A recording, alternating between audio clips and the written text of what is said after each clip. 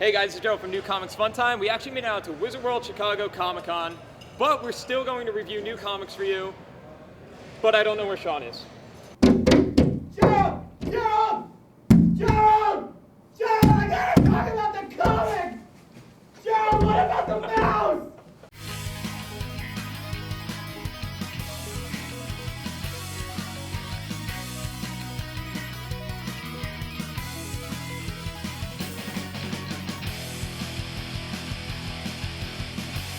So this week, issue 4 of Undying Love finally came out. I've been waiting for this one a long time, and it does live up to expectations, or at least my expectations anyway, because Sean probably doesn't like it.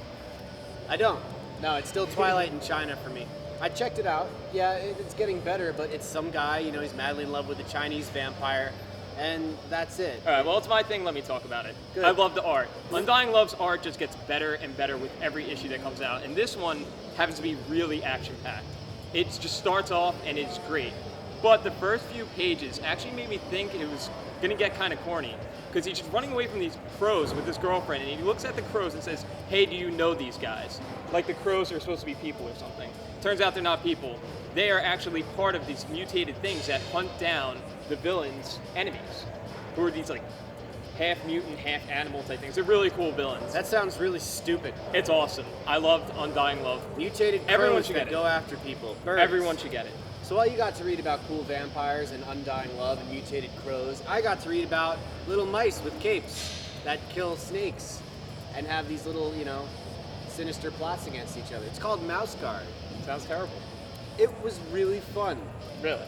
No, not No? really, no. It's kind of graphic and really creepy because you see little mice running around, you think it's for kids, but it's not. So they, you know, have these little sinister plots, and it follows this merchant who's trying to like get grain to one mouse colony, and a snake comes and eats him. So it's like violent, but it's like the art is directed at kids, but it's violent for adults? You ever heard of that movie Watership Down with the rabbits that kill each other? No, but I've heard of Five. Five was good. Is it better than this? Yes. Okay, then let's move on. I picked up The Vault, which is a new series from Image. The It's what? The Vault. The what? The Vault. The what? The Vault. All right. Like the soda. The comic opens up with a weird image. It's kind of like a heaven and hell thing going on where these angels are fighting these demons. So it's kind of like this sci-fi intro. It just says like, this is what's going to happen. Then it starts talking about an excavation team who's down in this place that looks like the Yucatan Peninsula. You know what the Yucatan Peninsula Yes. looks like? Yes. Have you been there? It's a giant circle. Wow. Okay. But instead it's called Oak Island, and supposedly there's a lot of treasure that's supposed to be buried there. yeah. So this diving team goes down and they find this tomb. Yeah, I know Oak And Island. yeah. Yeah. Really? Yeah. There's Okay. lots of treasure Did there. you know that there's like this devil thing buried inside a tomb Yeah. at Oak Island? Yeah. Wow, that's news to me. 'Cause I'll that look was, this that was the big shocker with this comic book. There's a lot of text just to get to that one page. And that was a letdown because I just read all of this and that's all I found out. I could have told you that was going to happen from the first page. Well, you did. So Yeah, thanks. I Now know. I'll I never just have to ruined read it for everyone without a spoiler. That's cool. So basically, you got tired because you were reading a book. Yeah. It's a comic book. Yeah, it was like 70 pages, dude. Not really. Well, you know, one issue, 70 pages. That's pretty. You want to talk that's about the pretty dense. Unthinkables now? 'Cause Well, you read that. I'm actually getting into that because the Unthinkable was also really dense. Really? It's a comic book that reads like a book, and really the art's just there to, you know, kind of complement the story. It's not so much art heavy like Marvel or DC, where Superman and Batman are fighting. It's a 9/11 conspiracy comic book. So really, it'll blow your mind.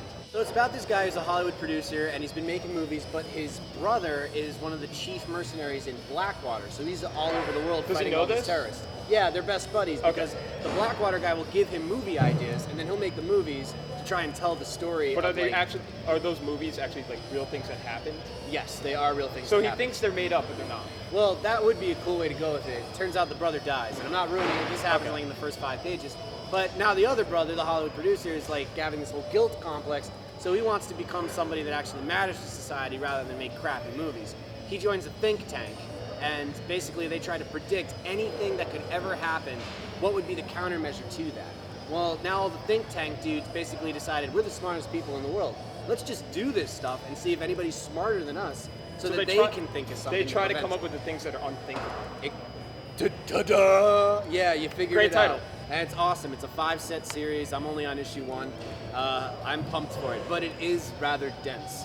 You know, it's like reading a book. So remember we were back at school and teacher said like read chapters 1 to 3. We only read chapter 1. It's kind of like that. You're gonna have to read a lot to get into it. That was my favorite comic of the week. But I am really pumped for Chicago Comic Con. There's over 500 artists coming. There are a lot. We've got over 100,000 people. Bruce Campbell, Christopher Lloyd. Yeah. You could say that I am pretty pumped. You know what I think the best thing is? The fact that we're going to be giving out comic books online at some point during the weekend. You know what I think the best thing is? What? This.